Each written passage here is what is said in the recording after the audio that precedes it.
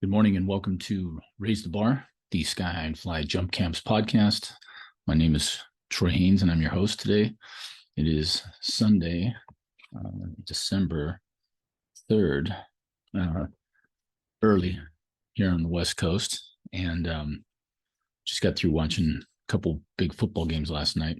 Kind of somewhat boring games, but big games nonetheless. And so I got a little football hangover, but I'm getting up this morning early to talk to Brandon Pottinger, who is a young man who has just won the under 20 championship this last year in the high jump. He was representing Jamaica and is currently jumping here in the U.S. at Tennessee. So we had Brandon on as a guest a couple of years ago, and we're catching up. So stay tuned, and we'll be talking with Brandon Pottinger. There we go. Falcon stuff, huh? Yeah, it's my high school stuff. Oh, okay. All right. Yeah. I got you. All right. Well, hey, and here we are. This is the Sky High and Fly podcast, Raise the Bar. I'm your host, Troy Haines, and we're joined today by Brandon Pottinger, who we talked to a couple of years ago. And man, a lot of stuff has been happening with you. Fill us in. The last time I talked to you, you were going to a different school, I believe, and things you've moved and you got the under 20 championships. And so tell us what's been going on for the last couple of years. Um, Honestly, everything's been how do I explain it? Like kind of like a surreal feeling. Well, first, just being blessed and able to just compete at the Division 1 level. Like I know a lot of people always want to say that they got a chance to, but to actually be able to like live the dream that I've always dreamt of, that was definitely cool. And then also, winning worlds, like another surreal moment. Like I went in, I think maybe I don't even think I was in the top 20. Like I wasn't even supposed to make the finals. Uh-huh. Another surreal moment. And then just getting to college and then realizing, okay, like this is a new environment, this is new everything for you, like new training, new coaching, your body's changing, just like having to adjust. And Right. it's gonna sound insane, but from when I was in high school, from when I finished my first year of college, I think I put on maybe 20 to 25 pounds. Mm-hmm. Um, so it's just like getting used to, okay, I'm a lot bigger than I was now. So my body composition is gonna be different over the bar. Like my timing, I'm gonna have to take off farther. I'm a lot stronger now. Like Right. stuff like that. Yeah. Okay. So we're refresh my memory because I went through and I'm looking back and I didn't take a lot of notes or anything like that. And then it's been a while. Where did you go to high school? You said you're representing with your Falcons on your Yeah. chest. Where was that? Palmer Trinity. It was in Miami, Florida. Okay, Palmer Trinity, Miami. And then you said after your first year of college, now you didn't go straight to Tennessee, did you? Oh yeah, I did. You Well, did. initially, I did because my head coach was initially committed to North Carolina A&T, and then he had flipped over the summer. Actually, I think maybe a month before my orientation day, I Uh-huh. actually found out. So then just like not really going to the school that I thought I was always going to go to, just like that new environment, which is crazy because I ended up actually loving it here, Uh-huh. um, more than I ever imagined I would. I've met some of like the best people here, some of like the greatest like support staff just for Uh-huh. me. Right. So I really like it here. Okay. And then so you're talking about that body dimension change, Brandon, and that's a huge one. I don't know that a lot of high schoolers are prepared for that because nobody really sits there and tells you that it's coming, right? So Yeah. I mean, it's kind of a life experience thing to think, but it's like I think as a high schooler, we don't really. It's hard for us to look 5 years down the road. I know when I was 18, I didn't have any kind of vision like that. Like my only vision was I want to jump as high as possible, when Mhm. I'm at UCLA, and I want to try to get to the Olympic trials. And I had those kind of visions. But when it came to just everyday stuff and life experience, it's just like I had no way to know that, my senior year I was 6'3", 180. right? I played free safety on the football team. And my mom was always like, you shouldn't play football. You're going to get hurt. You're going to die, And I'm like, okay, yeah, well, whatever. All my buddies and I played football. So, and I did. I got hurt a few times, but never anything, career threatening. But, still, I jumped my senior year at the Sunkist Invitational indoor meet with a broken hand from football, just crazy stuff. So, but I was 6'3", 180. And then after 1 year at UCLA, I was 6'3" and a half, 195. Yeah, it's You're crazy. talking about that extra 15 pounds.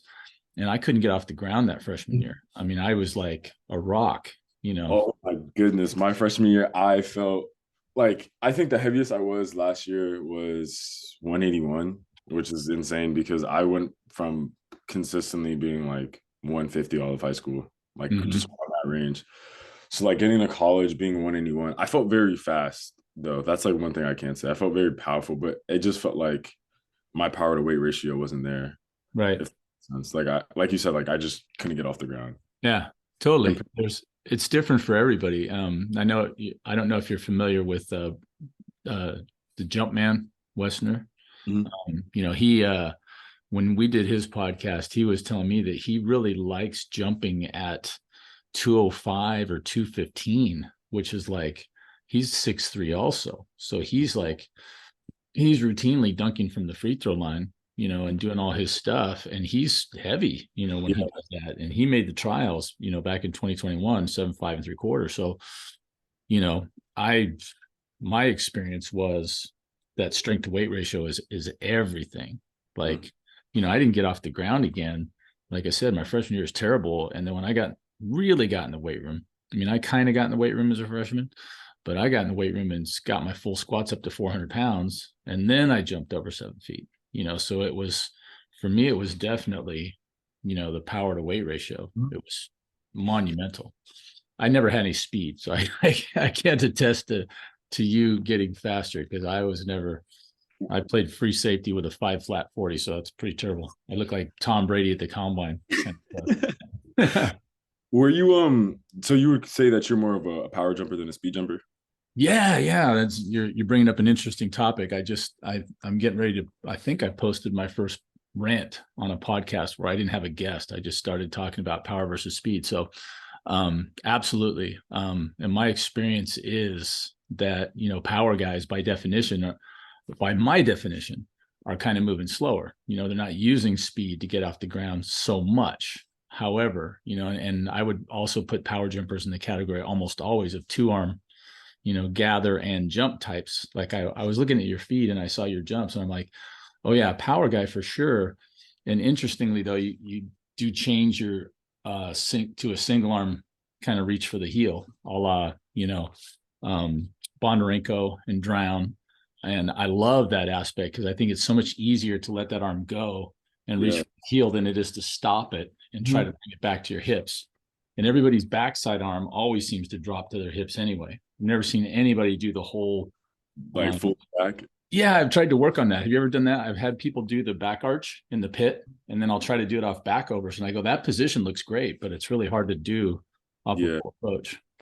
The only time I've ever done it is like on accident. I would kind of like was trying to. I didn't get my hips square to the bar, so I knew I wasn't gonna get over it. So I kind of just threw myself over. Right. But no, it's definitely like I have seen a lot of people do it, especially like in high school. Yeah. So I was definitely power, and then I'm thinking back, like I don't know if I shared this on the rant or not, but I wouldn't say prejudiced, but I think I was kind of like just proud and kind of snooty in that I was always like, well, these single armors, from Europe, they're just, they're tall and they're skinny and they just kind of fall over the bar. I'd be looking at it, seeming like this one arm be reaching towards the pit. It's insane, but their entire body is just and I'm like going, well, because I watched in '84, I was flirting with being able to make it to the trials. I think I jumped 218 for the first time, but the trial height was like 225. I want to say 4.5 back then in 1984. And somebody told me, they go, hey, you jumped 7.2, which that was my year after having a terrible freshman year. So it was like I went from 6'10" in high school to 7'2", and I mean, the Olympics were not on my radar at that point. I was so happy to jump 7.2 because I was going to get a scholarship, and because I was a walk-on, and I was like, okay, I got over 7 feet. I got over 7.2, which was like got me a scholarship a little bit earlier than I thought. And then it was like, okay. So I kind of learned about what I would call resetting your goals right in the middle of a season, because everything had kind of gotten achieved. I was going to go to the Pac-12 championships. Well, then it was Pac-10 championships. And I didn't have an NC2A mark because back then you had to jump 3.5 just to go. There wasn't any regionals or anything like that. So, but that was all good. And it was like, okay, I want to go for the trials. Okay. And we'll try to jump 7.4.5. But the speed, power, and all that. I watched Mogenberg in '84 win the games, and he was 6'8". And I mean, dude, you said you were at 150. I think he might have been 6'8", 150. I mean, he was skinny, and it was like when he came off the ground, to me, he already looked like he was in layout. Like I'm like, whatever. It wasn't until later when I saw some video of him, and you got to remember back in the '80s, there wasn't any video like you guys have now. Like Instagram has been awesome for me because I see so many things. I can take screenshots on my phone. I can slow it down, look at it frame by frame. Resolution's really, really good for the most part. We had video that was grainy. It was like you never saw things shot from good angles. You just never saw that much at all. The internet didn't exist. So, the stuff that we saw on Channel 7 doing the Olympics was just, they one shot here, one shot there. They never showed the whole competition. Here's Mogenberg. He's the guy that won. You see one jump, So when I saw him on video, I saw a knee drive angle that went up and across the hip, like almost as good as anything I've ever seen, maybe on par with Stephen Holm. Ooh. I've seen that knee come across like crazy. And I was like, wow, I'd never seen that picture before. And he was going straight up, and I'm like, okay. So since then, this whole power versus speed thing, I've actually started on a campaign to create some single armors. And, mostly I've been able to do it with, the girls, like some tall, athletic volleyball, basketball kind of girls.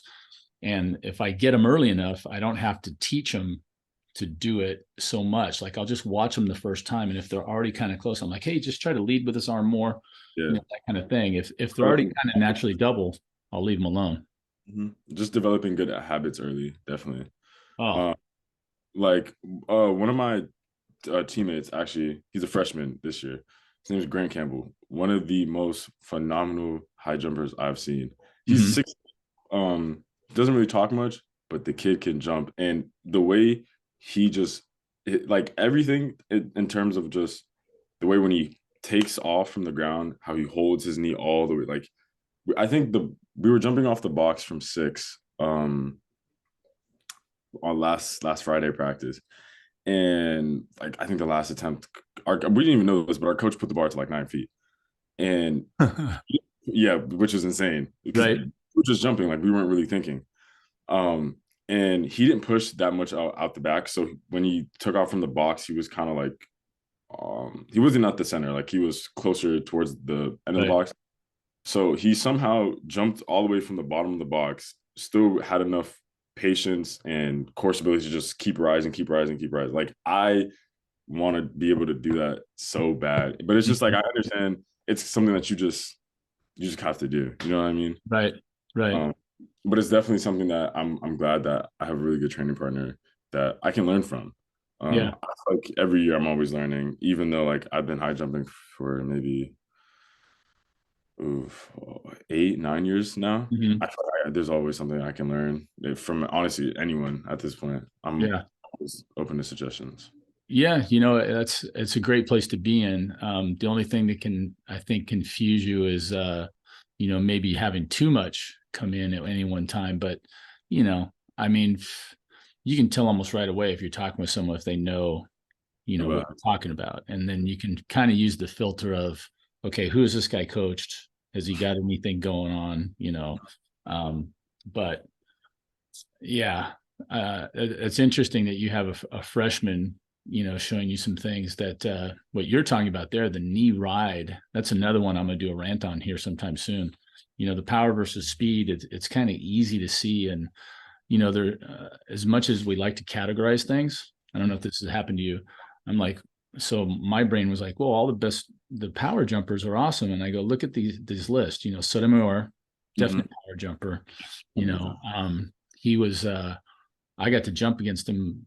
I remember at least once, and it was pretty amazing. He just broken the world record. He came to UCLA. That's the only reason I got into the meet. One of those great humbling moments of all time. I don't know I hope you never have one of these, but they were going down the list and they're going, and here he is, fresh from Cuba. He just broke the world record a couple weeks ago. Sotomayor is like, and they're going down the list, and it was Hollis Conway was there. He jumped 6'10" and a quarter, I think. Then or 7'10", sorry, Hollis, 7'10" and a quarter. I got to jump against him at NC2A finals, the only time I made it. And then Lee Balkin, teammate of mine at UCLA, 7'6" guy. Brian Stanton made the Olympic team in '88, Seoul. I trained with Brian, our little coach, Baru Elias, who's no longer with us, little Romanian guy. Who else was there? John Morris from Cal. I jumped against him all the time. He jumped 7'5". So I'm jumping against all these guys that none of them I ever beat. I beat Balkan once, and I had to PR twice in the same meet to do it. And so those are some of the best meets, though.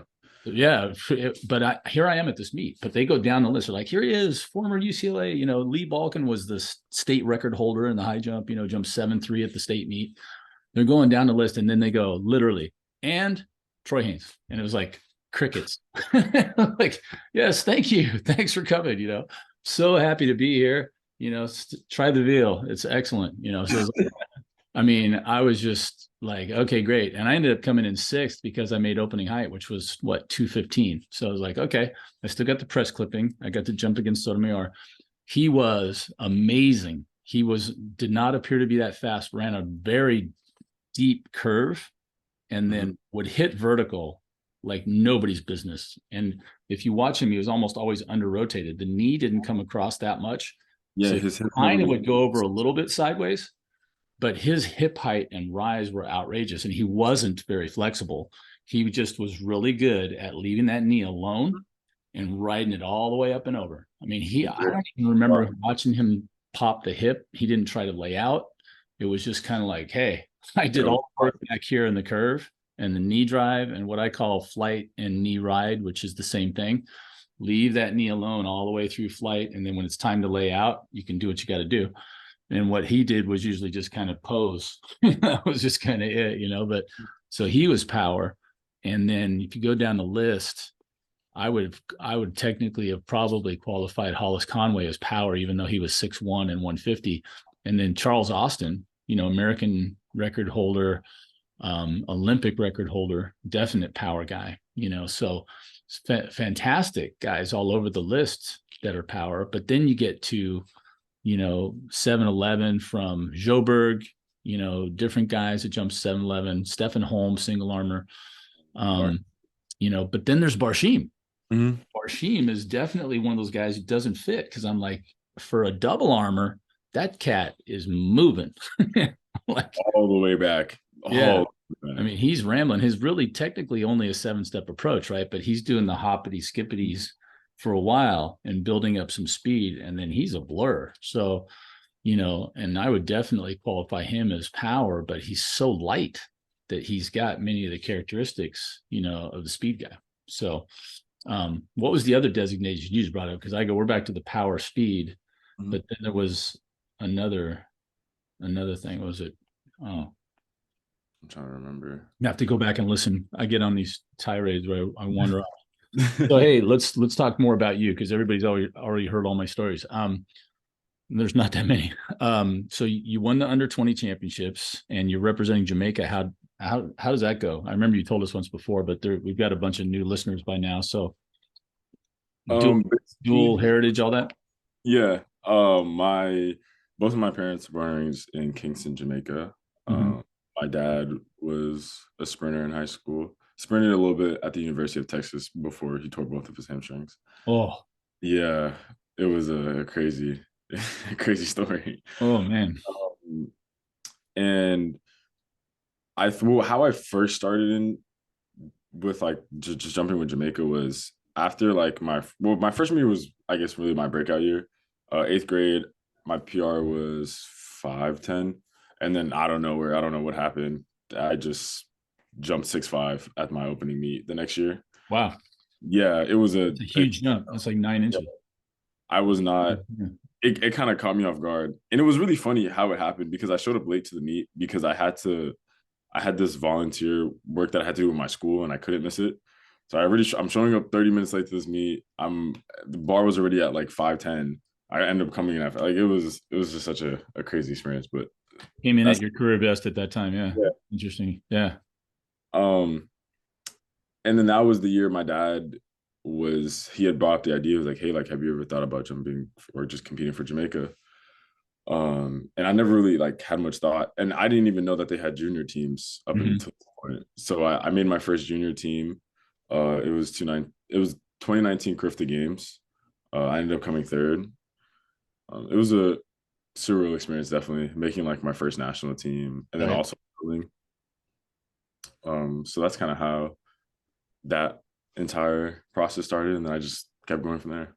Okay. So now I think here's the newer part. So you're now that you've gotten out of high school, what was your career best in high school? And were My you career best in high school was 216. 216? Wow. Mm-hmm. So that's 7-1, right? Mm-hmm. 7-1. So you jumped 7-1 in high school, state champ. Mm-hmm. Yes, sir. Okay. So and more than one time or just one time? Yeah. Well, I probably would have four-peated, but COVID took me out my sophomore year. Oh, that sucks. Yeah. Huh. That's a Yeah. rarefied air right there, man. It's four-time Yeah. state champ.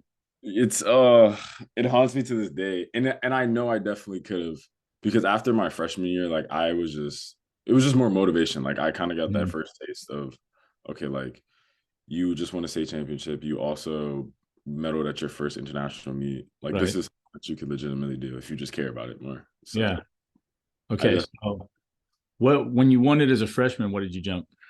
I jumped 194. Okay.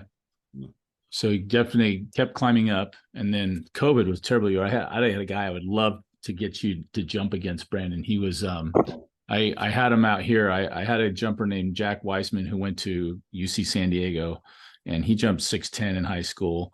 And at that meet, which was the Masters meet, which qualified the kids for state, there was a guy jumping at Villa Park that Jack and I had seen throughout the season, and he just kept getting better.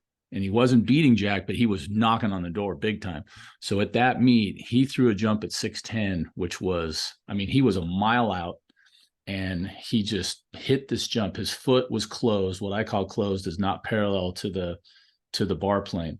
So he's pointed to the back corner, and I'm like, I'm not crazy about that position because in my experience, I can't see people getting their knee around from there, but he did something. He got it up there and he just missed, right? So his coach came up to me afterwards and said, hey, Jack's going to state, my guy's going to state. He goes, I've taught him everything I know.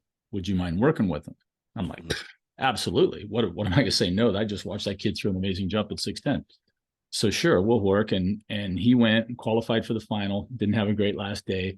And then he was only a junior. So he and I start training through the summer, going through the fall. That state meet was 2019. So we're rolling around. Nobody knows COVID's coming. And at his first dual meet that year, literally the week before the pandemic hit, he jumped 6'10" at that first dual. And I'm like, dude, I thought he could jump 7'2". I really did. And shut down the season. Everything was done. And it was like, oh man. And he No, ended it's up going to San Jose State with Mhm. another kid from that same state final who came in second, jumped 6'10", I think Tyler Cash. And they was like, man, I thought they were going to be just, jumping out of the building. So that would have been interesting to get there. I think he's at Cal State Long Beach now. But anyway, that would have been a nice matchup then. So you jumped 7'1" in high school, and then you were kind of going to go somewhere else, but your coach went to Tennessee. So you went to Tennessee. And then how's that gone? What are the big meets and big results since Tennessee and the 15-pound change and all that? Definitely, yeah. So, like I said, like I didn't have the best freshman season. I think the highest I went was 211 indoor and Mhm. out, which isn't bad, but it's just like you never want to see like going backwards. Right, right. So but like this year has felt so much better, especially just like my confidence in my approach and just like my whole like my body just feels better. Mm-hmm. And I didn't really start noticing that until I think last week practice. We were doing just some four steps and I cleared 210 and I probably could have cleared 215 from four, but I just had to be a little bit more patient. I could send you the videos, honestly, but I just have to be a little bit more Please patient with do. Yeah, that'd be awesome. which is rising up. And Mm-hmm. I think I definitely can. So that's why I'm really excited for how the season is gonna go. And I'm not even gonna put any limitations on what I want to jump. I just want to jump high and have Right. fun. Just Well, gonna keep hey, it. that's a huge thing too. I mean, that mental the state, is like, hey, like you said, you didn't have the best. Maybe this will be your parallel year to mine. You're coming up on 2024. Be 40 years later, Brandon Pottinger all of a sudden jumps an Olympic qualifying height, goes to NC2A final. All those things. They're all out there for you. That's cool. I would hope so. I mean, I never got to have a sophomore season because of COVID in high school. And it was actually crazy because my first meet before like everything got shut down for COVID, my sophomore year, I didn't have my high jump spikes. I don't remember why I didn't have them. So I had to end up jumping my sprinting spikes. The pit that we were jumping at, the high jump pit wasn't long enough, so I was coming off the turf, and it was also like at a decline. Mm-hmm. It's crazy. I went and jumped 6'8", and this is like no high jump spikes, no mark. I was just kind of having to figure it out, and I was so excited. Like I was like, okay, you're gonna have a great year, and then COVID happened. Yeah, that sucks. So I'm looking right behind you on the wall, and I see the picture of you running and with your Jamaica gear on. And what I'm seeing there is a tremendous lean away from the bar angle. So I'm watching that, going, okay, I can see what's happening here with that. That's one of the things that I'm always preaching about is Mm-hmm. that angle.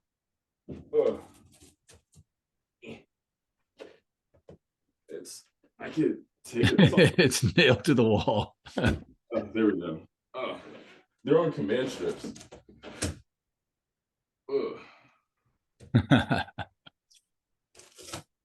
All right. Those of you listening on a podcast, eventually you won't see Brandon had to rip this picture off the wall. So you're seeing a angle of him leaning away from the bar. And I'm going to bet that this is two steps before. So my standard take on that is most people are in that position, in a pretty good position, usually two steps away. And the secret to becoming a really good jumper is to be able to not only get in that position, but even maintain it, and or with two more steps to go, accentuate it. If you can continue to get even lower than that, Which is insane. Oof. that takeoff angle is tremendous. It's two steps early, like I said, but uh and that's the key, right? If you're coming out of that too early, you can't get as high as you were going to get. Oof. There it is. All So right, we get that jump, like that specific jump, was the jump that won me worlds, and it was the jump that because I cleared on my second attempt. Well, technically, it was my first attempt because we had an hour and a half rain delay. oh Um, man. yeah, so the bar was at 214 when we had the like no warm up. They just said go out there and jump. Um, and I remember like just doing like my run throughs as it was still raining. And I was like, it felt weird. Like I felt oddly good. Like everyone Mhm. was kind of complaining while we were under the tunnel because they wanted to jump, like, which I understand. Like it's one of the biggest competitions of all of our lives. And it's like, Right. it's not going to stop raining. So just, you might as well just let us jump. And while I was under the tunnel, I took a nap, which is weird. Everyone's warming up. And now that I look back at it, I was just like weirdly just calm about the entire thing. Mhm. Like everyone's trying to stay warm, stretching. I literally took a nap. Like I will never forget one of the guys from Italy waking me up saying like, "Oh, like we're about to head back out there." Because I couldn't. It was out of control. Couldn't do anything else. That's awesome. Well, hey, at least they woke you up. Yeah. Yeah. I could have left you in there and say, hey, we got rid of Pottinger. We left him in there sleeping. Oh, that's great. I've heard different stories about that too, where guys are so relaxed that they fall asleep and then they go out there and they're great, and I think that speaks a lot to that mental prep.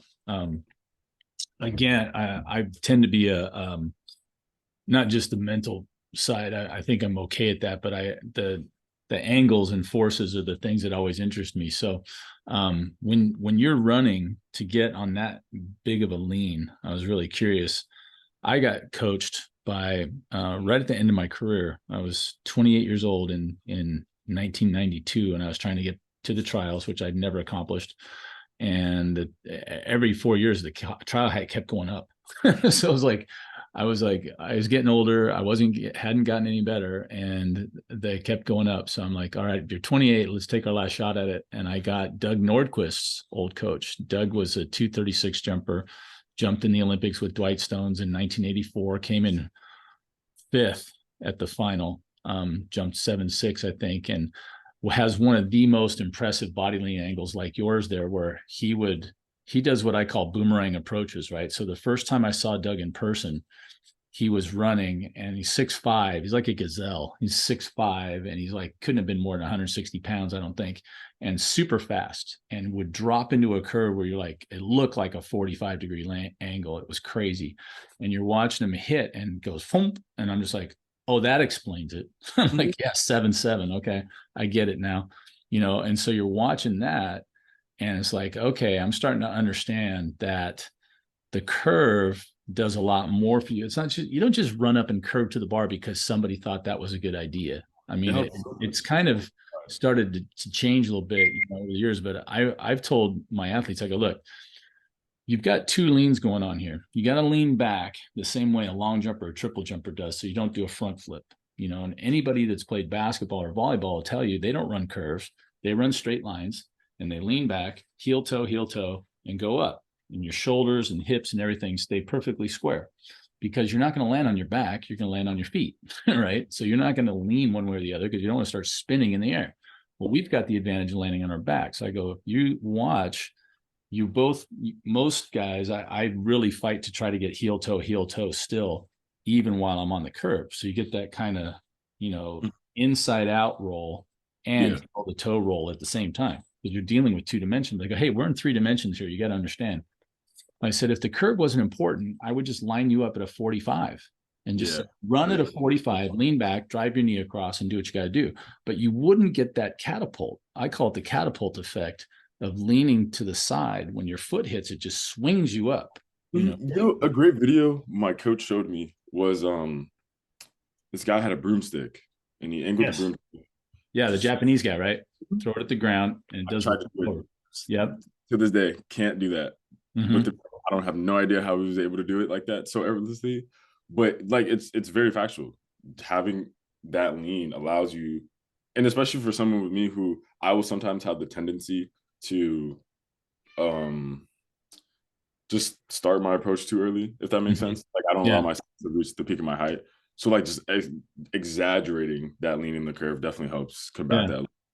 Well, that's the thing too. I mean, that angles everything. So logically, it's one of the few times I think the American mindset, if a little bit is good, a lot more is better. I'm like, I tell my kids when we're running circles, I go, look, if I could put you like a hamster on a wheel and turn it sideways and you were running around like a little velodrome like that, I said, that would be the perfect curve, because you would be horizontal to the ground. If you could somehow hit and go up, you'd get the maximum amount of lift you can.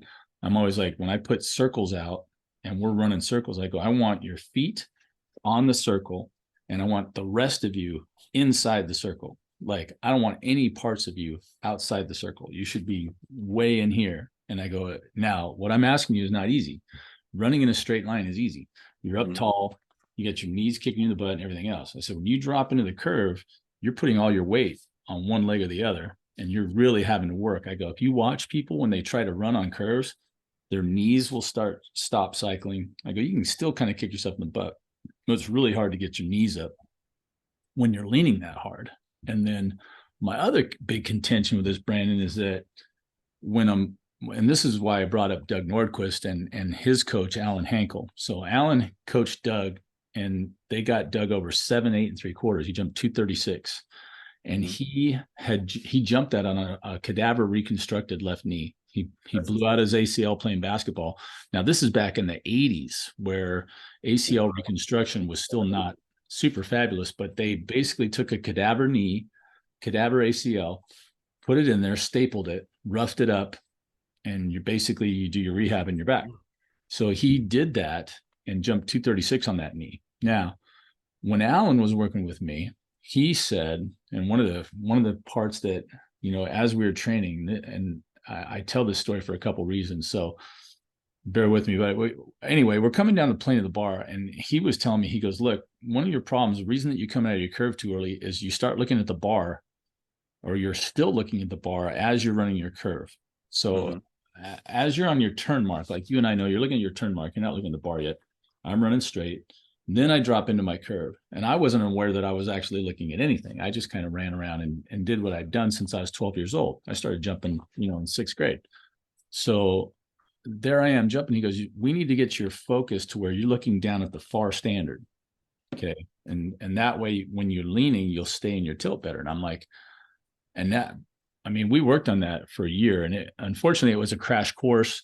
I had kind of set my limit at, hey, I'm 28. I still hadn't a real job. I hadn't done anything. I was just, living and training. I used to work as a bartender. I used to work as a waiter, and I would train when I could. And, it wasn't a well thought out deal, but I was surviving and, outside of the UCLA umbrella, which is another interesting thing that you haven't experienced yet, because you're there at the school. You've got all your resources. You got a great training facility. You got the medical staff there. If you roll your ankle, I did that playing intramural basketball, which of course we weren't supposed to do. And I went hopping into the training room on one foot and stuck my foot in the ice whirlpool, right? These are the things that nobody knows about. You're not supposed to tell. But, that's real different. So I'm training on my own, and he's teaching me this. And man, it was a struggle. Because I'd been jumping since I was 12, and I didn't know what I was looking at all those years. I just did what I did. Yeah. All of a sudden, it's like, hey, you got to look down here. And like, I got it, but I couldn't get it. It was just too fast. Like I needed some time to adjust. I just couldn't make it work. I actually teach it all the time now, because I have seen when we do boomerangs, and I call it that, and also just circle runs, when I get people running on a circle and I go, look, I'm going to put the circle right next to the bar where you would be jumping, but I want you to run your curve. And when you're running your curve, you don't look off the curve. You look at the curve. You're running the curve, and you're trying to stay on the line. And I'm saying, hey, I want both of your feet to hit on the line all the way around. You're not going to be missing going on and off the curve. And I said, your left foot's going to swing over in front of your right. That gives you that kind of that drop in feeling as you're going. You keep swinging that up. Your outside foot comes around, the inside foot slides across. Boom. So you really drop in there, and you're still running it. I said, now, the only thing that's going to bring you out of there is if you all of a sudden peek that head up. As soon as your head comes from here to here, there we go. So I'm like, just stay over here. I said, don't look at the bar. I said, you know where the bar is. When you come around the corner, your peripheral vision, you'll see the pit and the bar. So all you got to do is train yourself to be over here. And I had both Jack and Kyle Jenkins running full approaches like that. And I would measure their body lean angles, and they're twice what they would be on a normal jump, because they weren't looking at the bar. They were looking over here. Now, one of the differences, when you're running a curve, you're on your toes. You're not going heel, toe, heel, toe. So I'll try to get them a couple times to go, okay, remember, as you come through here, it's going to be, roll, roll, and do that and see if they can stay in that position.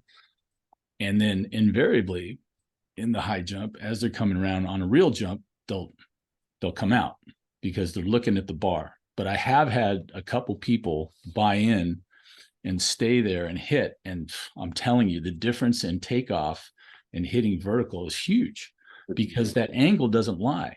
If you go from a 40-degree lean to a 20-degree lean, and you're already coming up as you hit your plant, now you've started that swing, and it's really hard to stop. Yeah. Let me ask you about this. When you look at that picture again, we see it in the background perfectly here. So, but I'm looking at that, and I'm saying that's at least a 30-degree lean. Okay. Mm-hmm. My contention also is that line is where everything needs to go.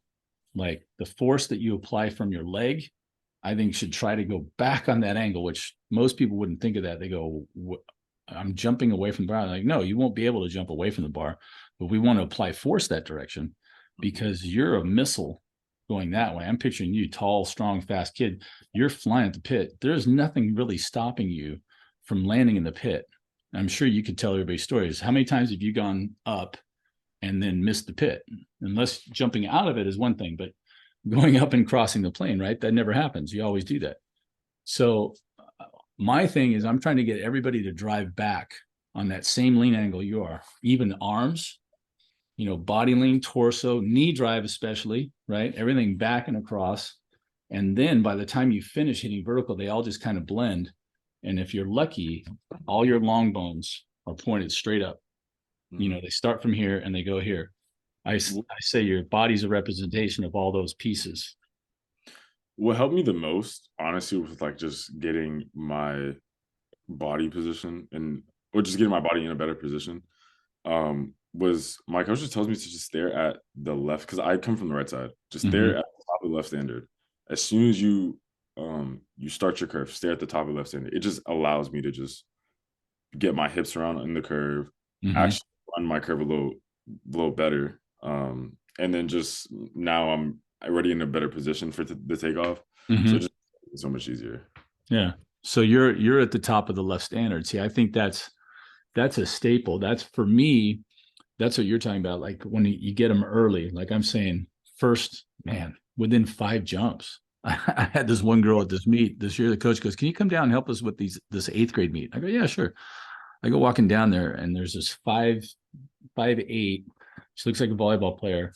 Just kind of bounces up there, runs a nice curve, and goes bink. And I was like, I just walked straight up, and I'm like, I'm in recruit mode. I didn't have anything with me because I just walked out there. But I go, hey, next time you run up, drive your knee this way. And I demonstrated. And fortunately, she's a total kinesthetic. She was just like, oh, okay. She didn't say anything. She didn't say, who are you? What are you talking about? She runs back. The bar couldn't have been, maybe 4-4 or something. And she just runs back, and she goes right up with the single, and the knee drive comes across, and she just goes straight up and just, and you could see it on her face. She was like, oh, that really worked. I'm like, yeah, I got all kinds of tricks like that. I was like, so I was on immediate recruit mode with her, but I've been able to lay down, single arm takeoff, knee drive up and across, opposite eyes to the opposite standard, because she doesn't know anything else. You know what I mean? From the very get-go, you didn't have to say, no, don't have your eyes go here, then here, just go here. It's like, okay, you're just looking down here, and you start laying down that groundwork, immediately. So that's fun if you can get it. What was my question from you next? We're talking all these great technical things. If you go, this is the big question. If you make it, whose trials are you going to jump at? Because there's U.S. trials and there's Jamaican trials. So for sure. Yeah.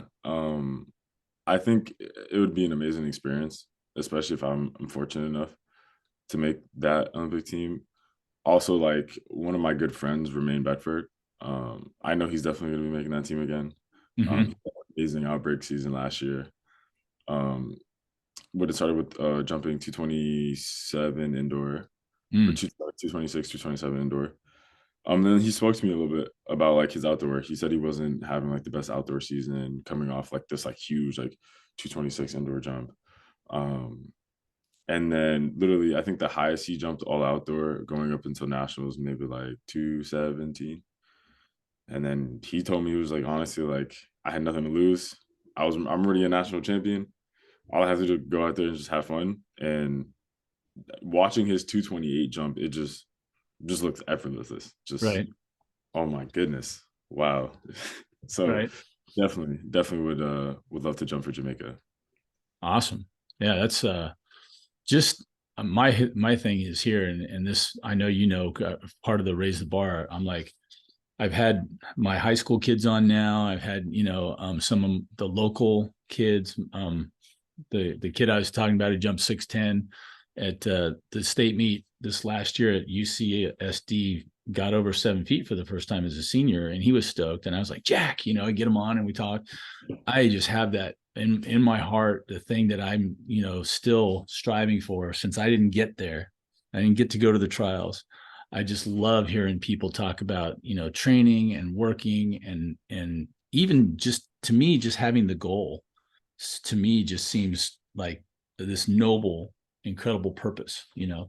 Achieving that goal is amazing, right? No matter whose country you're jumping for.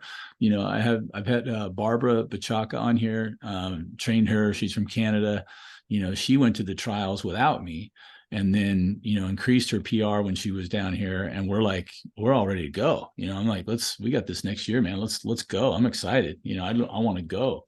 And even if I'm not there, I'm going to be heavily living vicariously through those that are, right, as much as you can. So tell us a little bit about your training. What's going on there? You said there's a big changeover, from what you did in high school. Yeah. How did you get that strength to weight ratio back up? What kind of lifting you guys do? Well, uh, honestly, I was really just more so just taking the weight room seriously. Like my, the main list we normally do are like traditional back squats, front squats, power cleans, clean jerks, clean hang clean jerks, split cleans, and then the jumpers will do like jump oriented stuff. So we'll do like jump squats. We'll do split squats on Hmm. like maybe I think a 3-inch slab. Just get a Hmm. little bit of elevation. Um, what else do we normally do? That's for right now. That's all the list we've done this year. Like we'll bench too and like do other upper body Hmm. stuff. But like for me, just getting my power to weight ratio back up was definitely just taking the weight room seriously. Like I don't feel like I really took it seriously last year. Hmm. Like my squat was 245 for two last year. Hmm. That's the heaviest I ever went. And I like barely was able to even get that. Hmm. Uh, and then just recently I was able to do 275 for three and I was moving it like butter. Right. So honestly, just like taking the weight room seriously, understanding that, like, for example, when we'll have like hamstring curls at the end of our workouts, like actually do the hamstring curls, like actually push myself because I know like Right. working out each individual muscle is definitely beneficial and will help my, for example, like my squats or just my Yeah. power stuff like that. So here's my question then. Traditional Olympic lifts, for the most part, how deep do you go on those? Are you getting to parallel? Are you starting the season at parallel and then getting higher and higher as you go? Or are you going to Um, stay down there? we stay at parallel the Hmm. entire throughout the year. Which is it's really funny for one of the more taller guys on the team. I somehow get the furthest depth in the weight room. Hmm. I don't know, it's just something that I've always been very prideful of. I feel like, I mean, when our weight room coach tells us to get depth, I think we should probably be doing depth. Right. And also like if I have to drop the weight to get stronger, like that's something I'll make the sacrifice. Like I rather actually have proper power behind me Hmm. rather than just like, oh, I can squat this much. You know what I mean? Right. Right. Are you guys putting any emphasis on once you get your base through your two-legged stuff? Are you switching to any one-legged stuff, like one-legged squats, Mhm. one-legged goblet We squats? do Bulgarians a lot. We Mhm. do a lot of Bulgarians. I'm trying to think of what other one Any legged stuff. variations of cleans, or like I know step ups and lunges kind of invariably are already one-legged lifts, but like I've been watching a lot of the Europeans doing these standing, one-legged cleans or one-legged snatch. Not real heavy, but Yeah, quick, but that quick. kind of stuff. Um, Um, no, a lot of the one leg stuff, like we'll do step overs, we'll do lunges, barbell lunges. We'll do like mhm. leg press. Um, I'm trying to think of the other single leg stuff. Bulgarians. Yeah, I So just think there's a lot of times I keep telling the kids, I go, I love the two-legged stuff. I was built on it, from especially squats, hang cleans. Wasn't crazy about front squats because I didn't have the best shoulders for that. So I couldn't do a lot of weight doing that. I kind of like the emergence of the goblet squat now. I would probably do more of those if I could, although that's gonna be limited by how heavy of a goblet you can pick up, like as far as that goes. But um The single leg stuff I find interesting because I can't find a place in the high jump where you're using both legs at the same time, except when you're doing backovers. So that's why I've developed. I don't know if I invented this, but I'm the only one that I see doing it a lot. I have my kids doing one-legged backovers, where you're standing there ready to go, and I'm like, I okay, was well, wondering stand on your why. takeoff foot and drive your knee up with your hands, and it's the same thing, right? And then you can work on your layup. So yeah, just as a, because it's difficult. I don't know if you've ever had that. If you've ever seen somebody that I don't know if you've had any coaching experience yet. Like if you go back and volunteer at your school or something like that, or you had even the opportunity, because I think all of us, as you're jumping, you have those times somebody asks you a question, you give them your opinion, you go look like this. But I've seen people do outrageous backovers. I mean, where they jump up and, great takeoff position with both arms up, hips are up. They pop their hands back to the hips, head goes back. I mean, perfect rainbow arc, right? And I'm just like, oh my gosh, okay, that was great. So I'm like, I'm working with a kid for the first time and they throw me a back over like that. I'm like, oh, awesome. And we go right into a one leg and they never look like that. They don't have anything where they drive up and go. And I'm like, well, what's the difference? I'm like, well, their legs are different. One leg's pushing, the other one's going up. So I got to stop that knee and I got to ride it, and then I'm gonna have to bring it back down. And then some people learn how to punch their hips and some don't. Some people just drop that knee a little bit passively, and whatever it is. I've had kids in perfect rainbow, and then when they're doing it the other way, they're too good at it. Like right in the middle of their takeoff, they're popping that hip down. And I've seen people go into that early position that looks like a C instead of, the rainbow. And so they're almost in full arc and they haven't even left the ground yet. And it's kind of a paradox, but they don't rotate any faster. They rotate slower because the knees and the hips and the center of mass are actually down lower and they haven't finished rising yet. So they kind of just stall and then they start coming around and then invariably they just pull their legs up. And that's why I'll see the reverse, the V position. I'm like, how do we get in that position out of that beautiful rainbow arc you did off 2 feet? I'm like, oh man. So it's taught me, I've learned a lot watching that drill where I'm like, maybe I can circumvent this whole process by taking the 2-legged back over out. As much as I like it, as much as I did it, like everybody else. I saw one dude on a feed one time from, I want to say Finland or one of the European countries. Guy no, he's Greek. I think he's from Greece. 2 meters on a back over, 2-footed. I was like, what? How tall is it?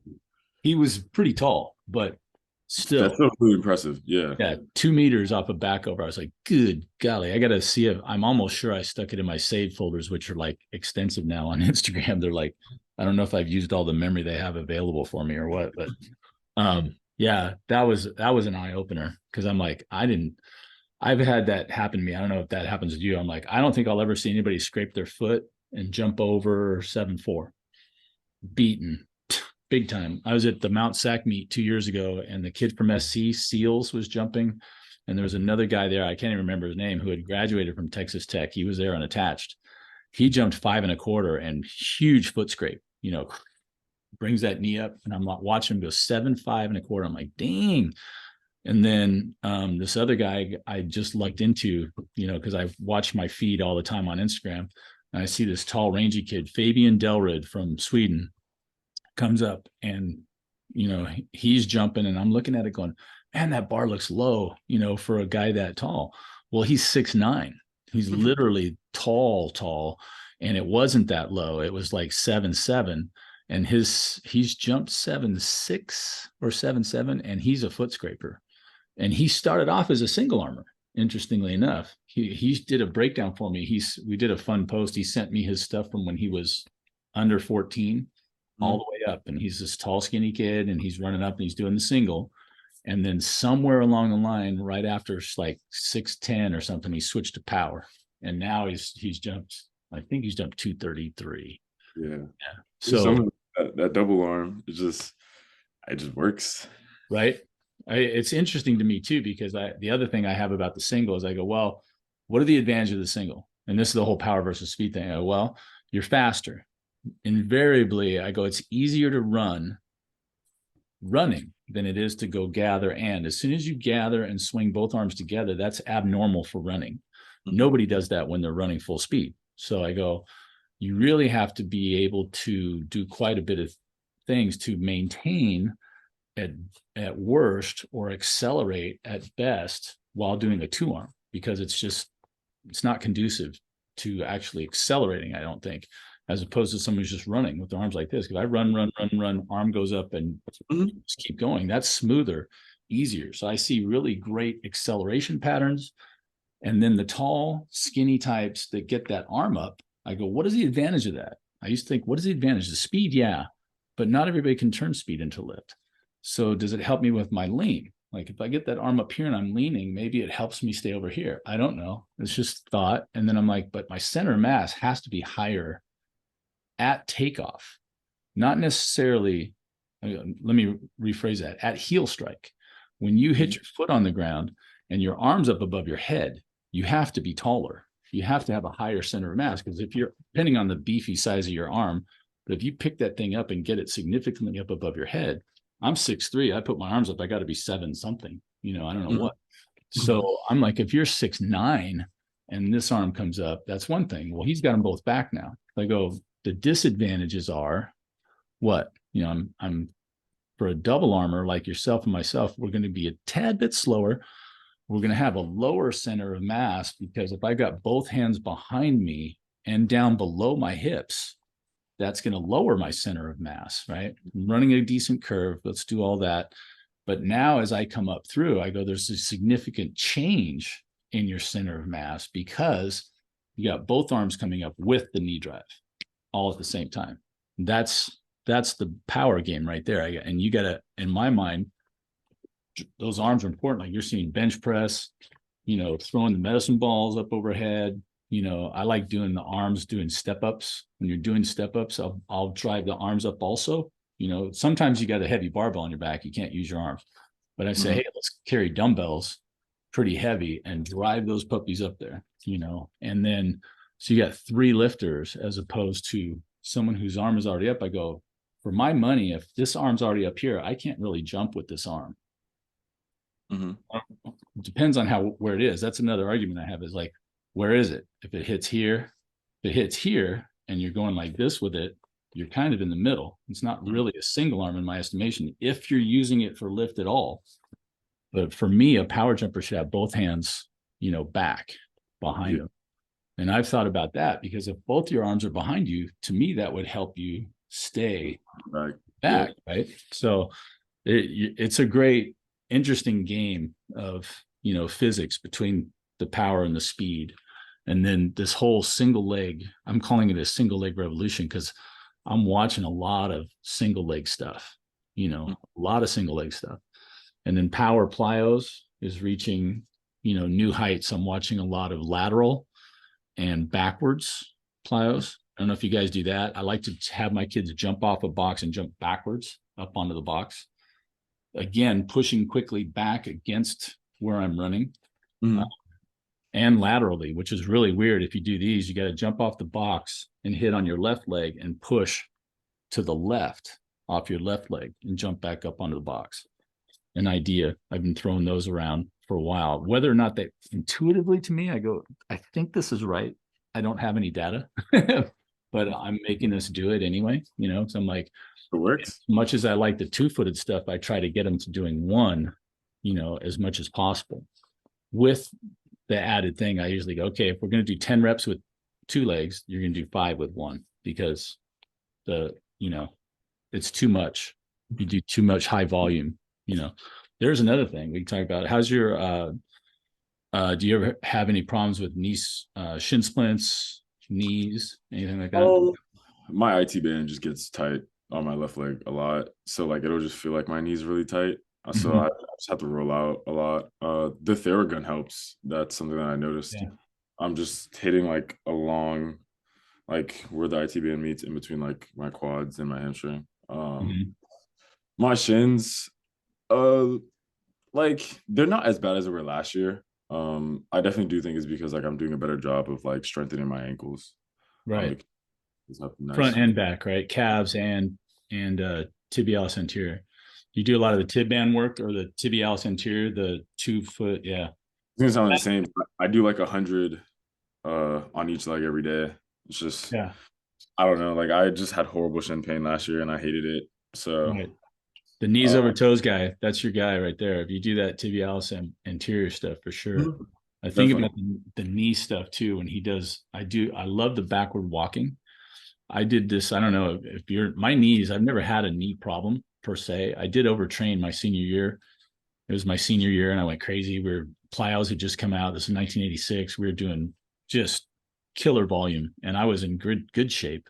And so I didn't really notice anything. It was right at the end of the year where we just kept pushing the envelope, and I was lifting, and I was running, and I was doing heavy plyos, and we got to that NC2As, and right before that, all of a sudden, man, both knees. Like I got up one morning and I felt like I was 100. Like my knees were just aching, and I'm just like, "What's going on?" They're like, "Oh, you got patellar tendonitis." I'm like, "What?" I always had shin splints in high school. That was it. I'd never done anything to my knees, and it was like, "Oh, you're just you're doing too much volume." Like, "Oh, okay. Well, now what?" "Well, now you got to rest." I'm like, "I can't rest. I got Pac-10s next week. I got nationals coming up." It was like that was the worst time for that to happen. So I was like, now, all these years later, I keep learning all these things about overtraining. And then I'm like, nobody told me at the time. It would have been great if somebody said, while you're doing all these heavy plyos, you should be taking at least one full, hips down immersion ice bath every Mhm. week, get that swelling out of there. So that's huge. I would highly recommend that if you haven't done that yet. And it's no piece of cake, right? The first 3 minutes are hell. Anybody out there, if you've never sat in an ice bath before, you're you're in for a treat. That first three This, minutes, this is gonna sound crazy, but I honestly like taking ice baths. I've been notorious for falling asleep in them. really. Yeah, like after a really hard workout. Uh huh. Like I don't know. It just got to the point to where ice baths like for me it was just like getting in and then it was just fine. Like after that, everything was just fine. Yeah, I call Uh it blessed numbness. yeah. Right. Don't move. Like Yeah. I literally just can't feel anything. Yeah. It's I nice. also like getting in like the Thera boots. Hmm. Those help a lot. Um, Yeah, it's all swelling. I mean, you basically got to kill the nerve endings. But I keep telling everybody too. I go, your recovery bar is kind of like a video game. Like I love Tekken, right? So playing Tekken, you're going along, your power bar drops, mhm. boom, somebody hits you and you drop, right? This power bar goes out, and then you're just pressing your buttons, trying to get back up, and all of a sudden your guy gets up and the power bar goes, but it only fills up like halfway back. And I go, that to me is the perfect picture of when you're training, right? And you drain your power bar, and Yeah. then at night you do your exercises, you do whatever, you eat. You're a young student, you got to eat well, you got to get your sleep because I know your workouts are harder than they were in high school, right? So you're like Oh, significantly harder. that first year when I was at UCLA, man, I'm telling you, I was like, I slept like a stone. Like I would that bell would go off for like get up at 8 to go to your 9 o'clock math class, and I'm just like, what is that noise? Oh my god, like I need to sleep. So getting your sleep, eating right, and then your training and your recovery. But it's like the power bar starts to fill up and then you drain it again. And I go, it never comes back all the way unless you take the time. You really got to take the time and put in the energy to get it to recover. Because it's otherwise you just eventually you'll go that power bar will get down, you get a knockout or you get a break. Something worse will happen to you. Yeah. So tell us real quickly before I let you go. I know it's you're getting close to you got to be close to kickoff down there sometime. Yeah. I'm My actually Niners are playing today. So what's your goals for this season? I know you said that you're kind of loose. You're saying you just want to have fun, but if somebody put a gun to your head and said, "What do you really want to get?" What do you got? oh, actually, I have a goal list on my wall, so I'm looking at right now. Okay, So one of the goal lists is to jump 224 by the end of indoor and 226 by the end of outdoor. awesome. And that's Olympic qualifying height is 226, correct? Oh, Olympic qualifying height is I think it might be like 233, something like ridiculous. But That I have to not do. Yeah, not that many people. trial height, not Olympic height. Mm-mm. Yeah, no, definitely. But not that many people actually get over 233. So like, for Right, example, that's huge. I think a couple guys who jumped 227, 228 last year made it through to Worlds. So Mhm. Yeah, it's tough. The higher end is higher. I know that the Olympic trials standards, there's an A standard and a B standard, yeah, right? So I think the B standard is down at 220. And then if they don't get enough of the people over 225 or 226, they'll say, okay, you guys down here at 220 can come in also, right? Which again, they never had when I was doing it. I'm still mad. I could have made 2.5. I did that a few times. So what's your current personal best is 216. 216, which was your high school 771. And then last year wasn't your best, but you jumped 611 at the right time. And then now you're on the training path. You've got a young buck pushing you and you're learning from, which is awesome that you're humble enough to learn from somebody younger. I know that could be a little bit of I'm the man around here. Um, Uh, um, Sometimes in life, you just have to put your pride aside if you really want to become the best. right. And that's what That's to do. awesome. Well, hey, Brandon, I really appreciate your time. And thank you for your patience. I know last week we had our hiccup trying to get together and forgot that you were 3 hours away and not two. But I might have done that the first time too. I can't remember. I was following the text chain back and forth and I was like 7, 9. Okay. So it was 2 hours and then I didn't read any farther. So that one's on me. But hey, I appreciate your time and I love talking the technical stuff with you. I'm a big Always. fan of your work. Please send me the videos. I would love to do an analysis post of you where I will, draw some pretty lines on things and go, hey, look at Brandon doing this. And, so send your best stuff with the best views. That straight shot that you have of you running there with you and your Jamaica togs, when you're coming around that corner, that's my favorite shot down the bar because I can see that lean to the side angle. I can see the knee drive come up and across. We can see how you hit vertical, all that stuff. Usually, and your layout positions, all that. I don't even know. I was just looking through. Like this might be the first time I actually watched some of your videos.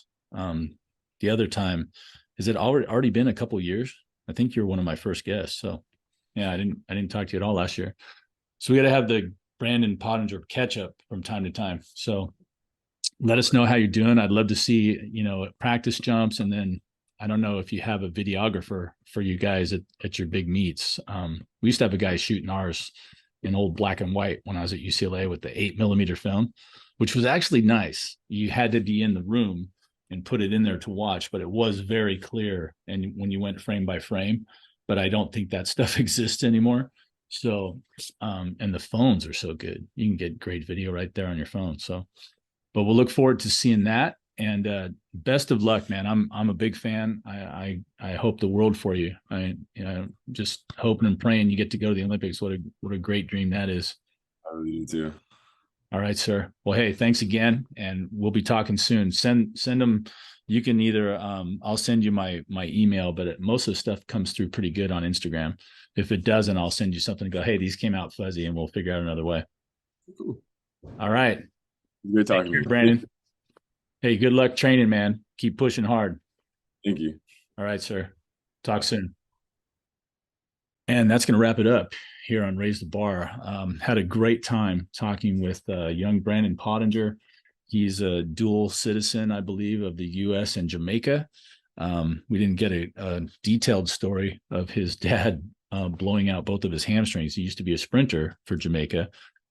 Brandon has some lofty goals. He jumped 7'1" in high school, was a 3-time state champ, probably would have been 4 except for COVID his sophomore year. Jumped 7'1" in high school, which is rarefied air, and is ready to bust out here his sophomore year at the University of Tennessee. He's a volunteer. And then hopefully does well indoors and outdoors and gets himself in an Olympic trial qualifying height along the way. Great young man, very humble, very wise already, and just can't wait to see what happens in the future for him. So closing out this Sunday, December 3rd, 2023. I'm Troy Haines here on Raise the Bar. It's been my pleasure to talk with Mr. Pottinger and with you about the high jump, how to train for it, and exciting things that have happened, and some old boring stories about the dinosaur me. So until next time, signing off.